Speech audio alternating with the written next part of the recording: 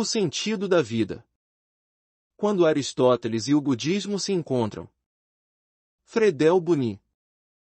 Todas as palavras que aqui vocês irão ler foram escritas sem o toque dos lábios, mas com o cantarolar do coração. Divagar sobre antigos filósofos e diferentes formas de enxergar o mundo não é perda de tempo, é parte do que dá sentido à vida. Introdução. Filosofia é para todos. Qual é o sentido da vida? É uma pergunta que quase todo ser humano se faz em algum momento da vida.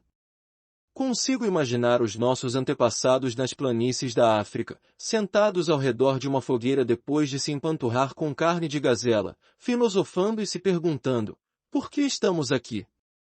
O que realmente importa nessa vida? Por que o mundo é do jeito que é? E qual é o nosso papel em tudo isso? A filosofia, apesar da fama, não é algo restrito à nossa era moderna, nem aos mais cabeçudos entre nós. Quando resolvi, em plena pandemia, fazer uma pós-graduação em filosofia e autoconhecimento, confesso que tive um pouco de medo.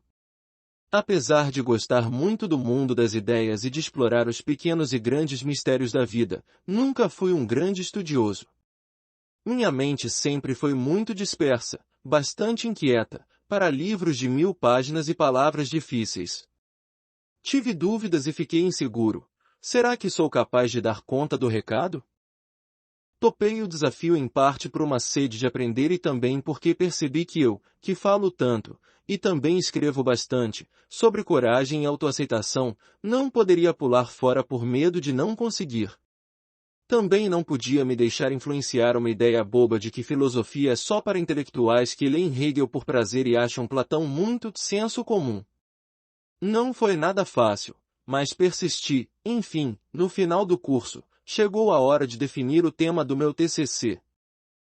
Escolhi o sentido da vida por ser tão universal e amplo, e também porque comecei a vislumbrar pontos de encontro entre tradições bem diferentes. Escolhi olhar para a Grécia Antiga, berço da filosofia ocidental e de muitos valores que norteiam também a nossa cultura atual, e para o budismo, uma tradição igualmente rica e influente, cujas práticas e conceitos estão ganhando força também no resto do mundo e na ciência e na psicologia. A pergunta que fiz no meu TCC era: quais são os pontos de encontro e desencontro entre a visão de Aristóteles e a filosofia budista no que se refere ao sentido da vida? A ideia era fazer uma análise comparativa entre o que disse Aristóteles e o que prega o budismo sobre o sentido da vida. O que me movia nessa exploração era a ideia de, possivelmente, chegar a uma resposta universal, um sentido comum para todos os seres humanos, independentemente de cultura ou geografia. Será que pensadores em cantos tão diferentes, que dificilmente estavam se comunicando uns com os outros, chegaram a noções semelhantes sobre o sentido da vida? O tema é tão fascinante que resolvi adaptar o meu TCC e criar este pequeno livro com algumas das minhas reflexões. Dividi-lo com você, leitor, é uma enorme alegria, maior do que a que eu tive ao receber o meu diploma da pós-graduação. Espero que esses breves textos despertem em você o prazer pela filosofia e, sobretudo, pela busca de mais autoconhecimento e sentido para a sua vida. Por que Aristóteles?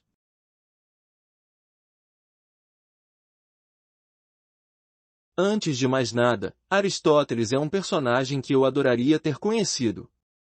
Se eu pudesse viajar no tempo, com certeza escolheria bater um papo com ele lá na antiga Macedônia.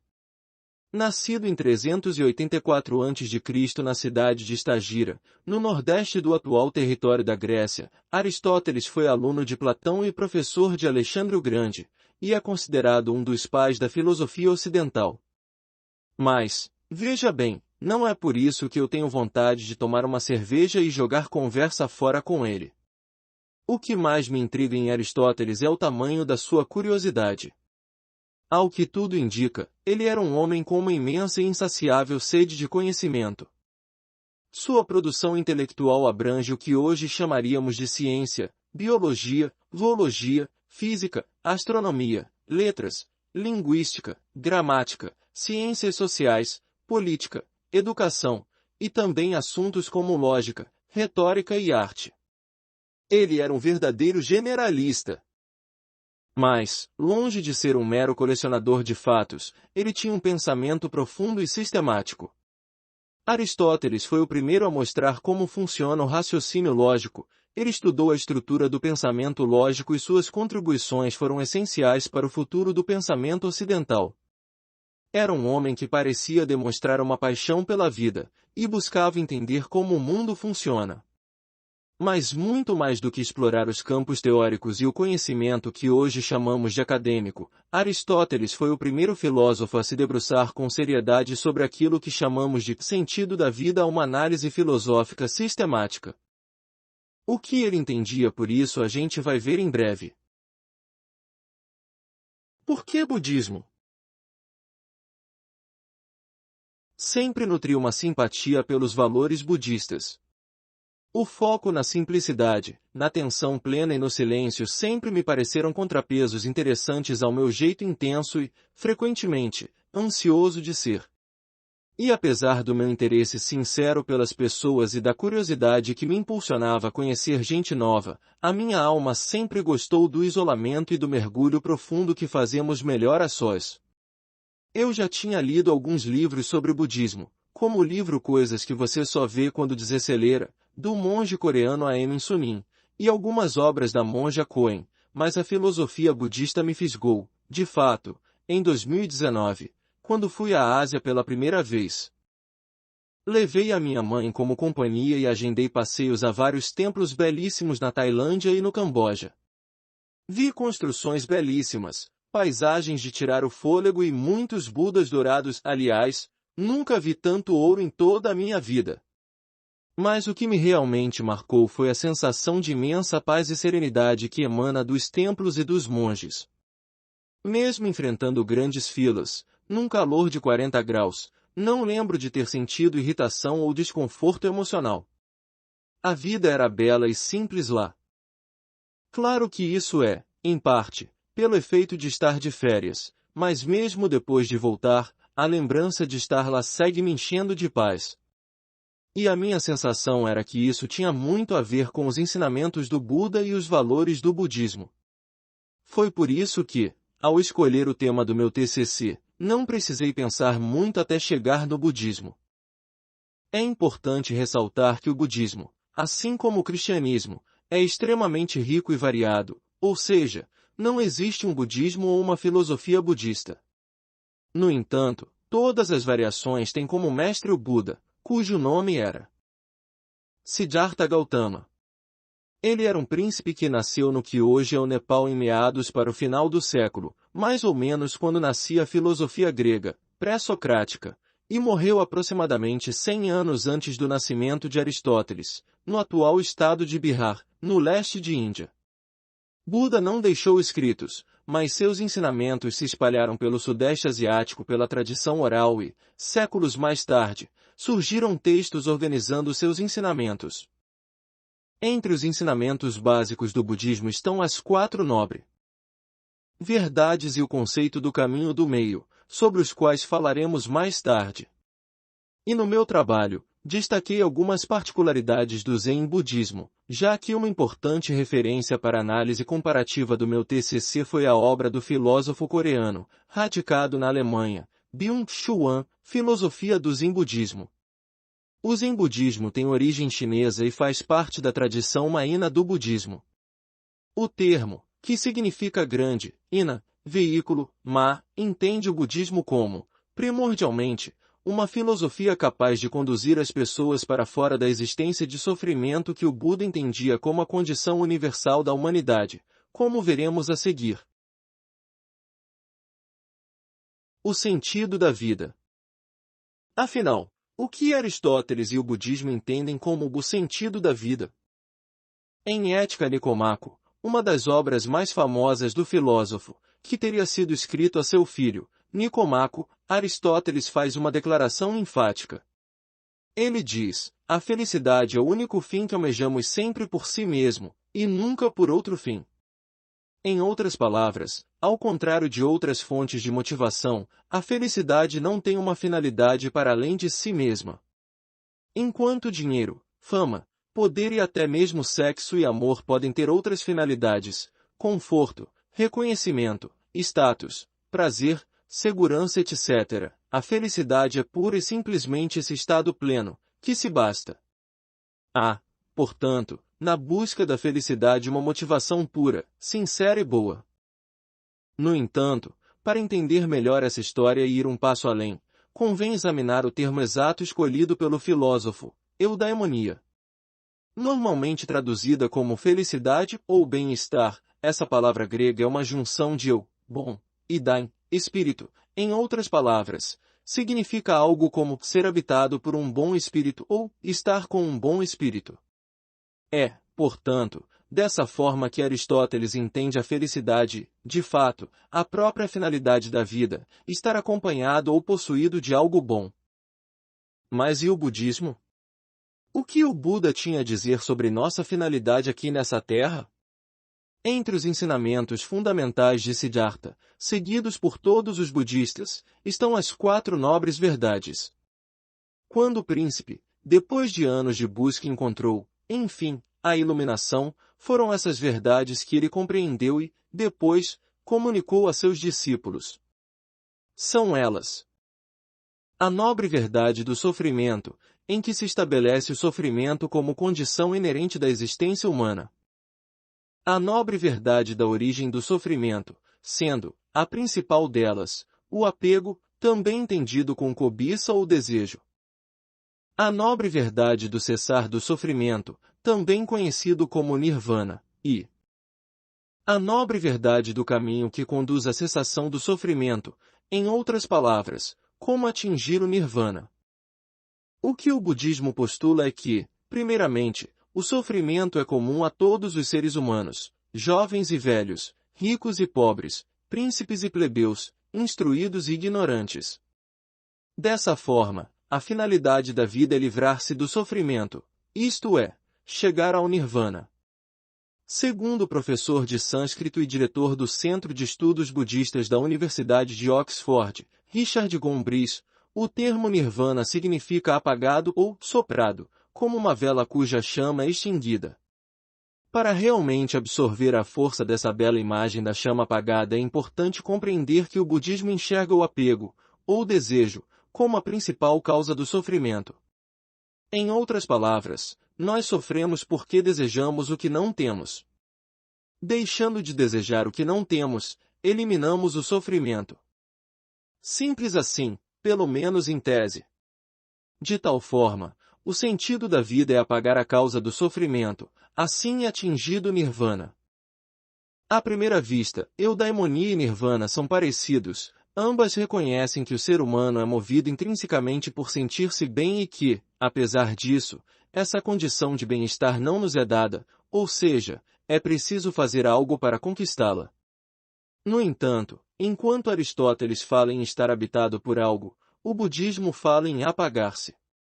Por esse ângulo, a compreensão parece diametralmente opostas. Enquanto Aristóteles se refere a algo a ser preenchido ou adquirido, felicidade, o budismo fala de algo a ser esvaziado ou eliminado, sofrimento. Eu diria que é uma distinção significativa, e não apenas uma questão de nomenclatura. Afinal, para Aristóteles o sentido da vida parece envolver uma soma, enquanto o budismo recomenda, aparentemente, uma subtração. A seguir, veremos como os caminhos para tal felicidade ou nirvana convergem e divergem.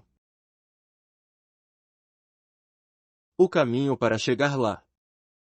Agora que já falei um pouco sobre o papel central de eudaimonia na filosofia aristotélica e do nirvana na religião budista, vou resumir e comparar os caminhos propostos por cada um para chegar lá. Veremos abaixo que, novamente, há alguns pontos de encontro curiosos, mas também divergências importantes. Comecemos com o grego. Enquanto alguns filósofos da geração de Aristóteles defendiam o ascetismo, isto é, condenavam veementemente a busca por prazer, argumentando que era algo perigoso, a ser evitado a qualquer custo, ele próprio achava essa solução exageradamente radical. A felicidade não existe sem o prazer, ele escreveu, em Ética Nicomachos. Mas Aristóteles não era um hedonista, isto é, ele não achava que a busca pelo prazer resultava em felicidade. Como seus contemporâneos, ele reconhecia o aspecto fugaz e frenético do prazer enquanto meta. Por um lado, como era um realista, ele reconhecia que o homem, por ser um animal dotado de corpo e sensações, tem como principal motor de suas atividades a busca pelo prazer. Essa característica é nossa, de fábrica, por assim dizer. Por outro lado, o filósofo criticava a definição restrita de prazer como sendo algo ligado meramente físico, ligado a necessidades biológicas como fome, sede, sono, sexo, etc. Para ele, isso seria ignorar um fato igualmente evidente sobre nós, e aquilo que nos diferencia dos bichos, que é o nosso intelecto. Aristóteles argumentava que somos o único ser dotado de uma terceira faculdade, mais elevada e racional, que ele chama de nous, cuja tradução mais comum é intelecto. Em Ética Nicomaco, ele escreveu: os prazeres corporais monopolizaram a herança do nome prazer, porque é para eles que dirigimos mais frequentemente nossa ação, e porque eles são a parte de todos nós, e assim, pelo fato de que eles são os únicos que nos são familiares, acreditamos que são os únicos que existem. Para Aristóteles, nós humanos temos fontes de prazer para além do corpo físico. Além dos prazeres da carne, que seriam mais básicos, ou inferiores, há o prazer social ou político, intermediário, e, por fim, a alegria da contemplação. Com base na sua compreensão sobre o que nos torna humanos, e nos distingue de plantas e bichos, há uma hierarquia de formas de se buscar a felicidade, sendo a mais elevada e legítima atividade intelectual, isto é, o ato de pensar. No entanto, mesmo enxergando a filosofia como o maior dos prazeres, Aristóteles defendia algo que ficou conhecido como justa medida ou meio termo. Este conceito, absolutamente central ao pensamento aristotélico, defende o equilíbrio entre a satisfação física e social, que ele enxerga como irracionais, e da contemplação, que é singular e única do ser humano. Nesse sentido, o segredo de uma vida plena não envolve nem a busca frenética pelo prazer nem de renunciar a eles. Ao invés disso, há que se buscar o prazer sensorial e também exercitar plenamente a razão.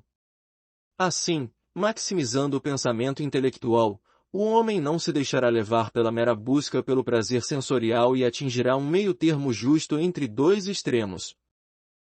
À primeira vista, a defesa do prazer como caminho para a felicidade pode fazer Aristóteles ser confundido com um hedonista, mas vimos que isso é temperado pela razão.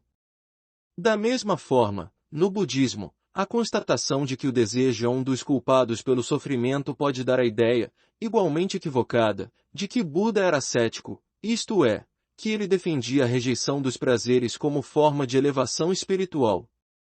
De fato, assim que o príncipe Siddhartha resolveu virar as costas para a vida luxuosa e protegida no palácio, onde havia sido poupado de qualquer contato com doença, luto, envelhecimento e morte, ele experimentou a renúncia de diversos confortos físicos, uma atitude compatível com a visão ascética. No entanto, depois de atingir o nirvana, Siddhartha compreendeu que o ascetismo extremo tampouco era o caminho para a iluminação. Ele entendeu que era necessário um equilíbrio entre o conforto exacerbado e desconforto extremo, o gozo completo e a renúncia total. Esse equilíbrio que ele pregava ficou conhecido como caminho do meio. No budismo, esse caminho para alcançar o nirvana é conhecido como nobre caminho óctuplo. São 8 princípios para orientar as pessoas a, primeiro, entender a realidade, com base nisso, desenvolver hábitos e práticas para contornar os obstáculos que impedem o bem-estar. Grosso modo, os 8 aspectos do caminho do meio podem ser divididos em 3 categorias: sabedoria, disciplina e meditação. Para o budismo, portanto, o caminho para a cessação do sofrimento envolve a atividade intelectual, sim, mas também um estilo de vida pautado pelas atitudes, fala correta, ação correta e modo de vida correto, e pela prática da meditação, esforço correto, atenção correta e concentração correta. Podemos ver que há semelhanças claras entre o meio-termo aristotélico e o caminho do meio budista. A mais óbvia é a recomendação de evitar os extremos, evidente na palavra meio, presente em ambos, embora também sejam conhecidas por outros nomes como justa medida, Aristóteles, e caminho óctuplo, budismo. Tanto Aristóteles quanto Buda pareciam enxergar nos extremos uma falta de sensatez, algo incompatível com a vida real, que é cheia de nuances e tons de cinza. Em ambos parece haver uma recusa do binarismo simplista dos ascéticos, que rejeitam os prazeres sensoriais, e dos hedonistas, que os abraçam sem freios. Podemos dizer, portanto, que ambos pregam a moderação e que suas recomendações são baseadas em observações ou experiências concretas, sugerindo inclinações realistas, não idealistas.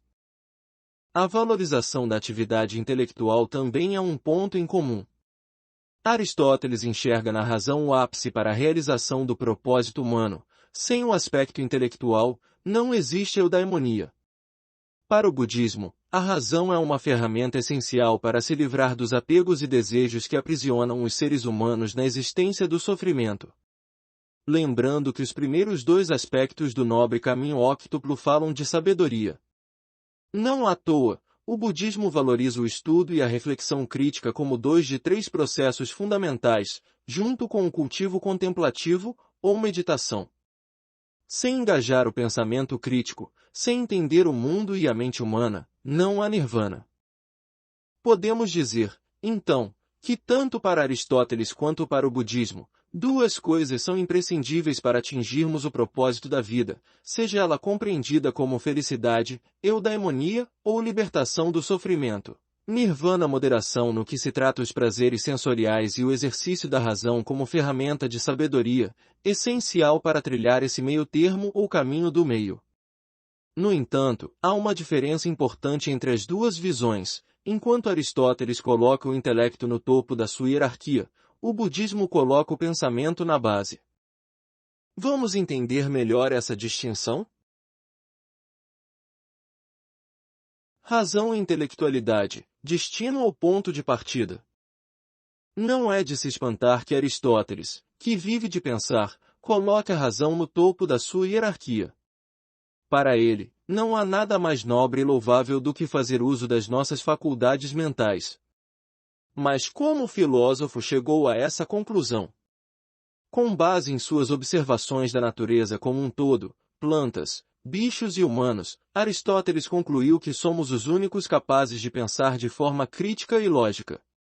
A intelectualidade é, portanto, um privilégio exclusivo dos seres humanos. Segundo Aristóteles, como nenhum outro ser vivo é capaz de raciocinar, de fazer contemplações intelectuais, a realização da nossa humanidade, ou seja, o sentido da nossa existência, é poder nos dedicar ao campo do pensamento.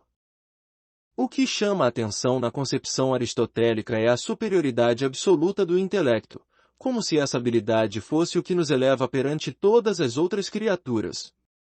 De fato, o filósofo enxerga no intelecto algo que nos assemelha aos deuses. Por essa lógica fica claro que, no pensamento de Aristóteles, existe uma hierarquia em que os deuses estão no topo e a atividade intelectual ou contemplação, a forma de atingir a eudaimonia, ou felicidade, é o nosso mais elevado propósito. É o que faz o nosso princípio divino florescer, ganhar potência. Fazendo uma análise mais profunda, podemos perceber que, para Aristóteles, a missão do ser humano, o que dá sentido à nossa vida, é fazer um movimento de soma e de elevação. Em contrapartida, no budismo, os aspectos intelectuais não são um destino, mas apenas o ponto de partida. O intelecto, o raciocínio lógico e até mesmo a linguagem são maravilhosas, mas o que traz mais sentido para nós é conseguir ir além de tudo isso. Byung-Chul Han fala de uma desconfiança em relação ao pensamento conceitual e de uma postura fundamental de hostilidade do zen-budismo à teoria e ao discurso. Não há nada que relacione a intelectualidade ao divino, muito pelo contrário. A sabedoria é apenas um dos aspectos do caminho óctuplo, é o ponto de partida.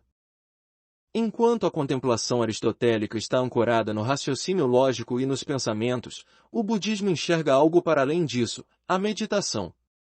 Quem medita ou já experimentou meditar sabe que a ideia da prática não é controlar os pensamentos, mas atingir um ponto de neutralidade com relação a eles para entender que eles não nos definem. No Zen budismo, em particular, a intenção é experimentar o vazio, vislumbrar uma condição sem pensamento, sem desejo, sem subjetividade. Ao contrário de Aristóteles, que fala em tocar no divino, como elevação do homem, sugerindo um destino sublime, um Olimpo, talvez, o budismo nos desafia a ver, apenas, o simples cotidiano, sem o barulho ensurdecedor dos pensamentos, desejos, preocupações da mente. Para o Zen budismo, a iluminação é um despertar para o cotidiano, nas palavras do Byung-Chul Han. Para ser bem sincero, me identifico mais com a visão budista. Não acho que o nosso intelecto é, necessariamente, o melhor que temos a oferecer para o mundo, pelo não é a única coisa que deve nortear nossa busca por sentido e bem-estar. O budismo parece ter uma visão mais plural e mais ampla. A sabedoria alcançada pelo raciocínio é apenas um primeiro passo para um lugar que não está acima de nós e nem pertence aos deuses, mas sim nesse mundo concreto que, muitas vezes, só conseguimos enxergar e experimentar em sua amplitude quando nos esvaziamos. O que podemos aprender com Aristóteles e com o Buda? Não sei se você vai conseguir extrair desses textos algum ensinamento que ilumine a sua vida e suas escolhas. Afinal, aquilo que dá sentido e força para mim pode ser muito diferente daquilo que dá sentido a você. Mas eu posso compartilhar com você o que eu aprendi escrevendo meu TCC. Aprendi que essas duas tradições antigas, que influenciaram o pensamento Ossi têm muitos pontos de encontro. Em primeiro lugar, há um foco com o que podemos chamar de bem-estar, embora Aristóteles fale em felicidade, ou eudaimonia, e o budismo prefira o termo cessação de sofrimento, ou nirvana. Ambas filosofias entendem que a finalidade da vida é conquistar esse bem-estar. Concordam, também, que este estado não nos é dado, é preciso chegar lá. Até aí, acho que podemos concordar. Não precisamos ler grego nem estudar interpretações herméticas de estudiosos budistas para saber que isso é, intrinsecamente, verdadeiro. Todos nós almejamos uma vida com mais alegria, paz e propósito. Outra conclusão que podemos tirar é que o caminho para essa tal felicidade ou ausência de sofrimento, tanto para Aristóteles quanto para o budismo, envolve moderação, isto é, evitar os extremos, buscando o meio termo, a justa medida, ou o caminho do meio. Ambas filosofias pedem que a gente faça um esforço deliberado para buscar o meio termo, sem exageros, com ponderação e responsabilidade. Isso também me parece muito sensato. Viver nos extremos nunca me pareceu uma boa receita para uma vida agradável. Buscar o meio termo, o equilíbrio, é estar sempre em movimento, sempre engajado. Os extremos, com suas verdades duras, sem espaço para nuances e conversas parecem muito áridos, muito monolíticos. Portanto, tanto na filosofia de Aristóteles quanto no budismo, encontrei lições preciosas que me levam a atitudes mais maduras, mais serenas. Por outro lado, enxergo diferenças importantes entre as duas vertentes, e elas ficam evidentes logo de cara. Na terminologia para Aristóteles, a felicidade é algo que nos possui, como um espírito, algo que adquirimos através da atividade intelectual e que nos aproxima dos deuses e nos confere um status superior. Já o budismo entende um nirvana com um soprar de vela, algo que se extingue, para que a paz possa ser realmente, e enfim, experimentada no mundano, no cotidiano. Em especial na abordagem Zen, há um foco não em adquirir conhecimento, mas em esvaziar-se para, paradoxalmente, despertar para o cheio, o completo. A filosofia aristotélica envolve soma e ascensão, enquanto o budismo encoraja a subtração e valoriza o que está aqui, ao redor, e não o que está acima de nós. Nesse aspecto, a minha identificação é maior com os budistas. Sou um pouco crítico à nossa cultura ocidental, que tende a nos colocar no lugar de falta. Somos incentivados a acumular sempre mais conquistas, experiências, dinheiro, bens, diplomas, sabedoria, como se esse fosse o sentido da vida, somar. Em contrapartida, o budismo nos incentiva a encontrar o bem-estar no aqui e agora, através da aceitação, do desapego e da compaixão. De certa forma, é um modo de enxergar o mundo que reconhece que nós somos o bastante. Independentemente de nossas conquistas e nosso intelecto, o sentido da vida é o viver, estar no presente, se conectar com outros seres através da compaixão, entender que já somos mais do que os nossos pensamentos e bens materiais. Acho que essas são mensagens que precisamos ouvir e introjetar. Pensar, filosofar, refletir é delicioso. É algo que nós temos a capacidade de fazer com nossa incrível mente humana. Mas a vida nos permite, além de pensar, sentir, e além de sentir, ser. Talvez a vida não precise de um sentido para além da louca, deliciosa, dolorosa e intensa experiência de, simplesmente, ser.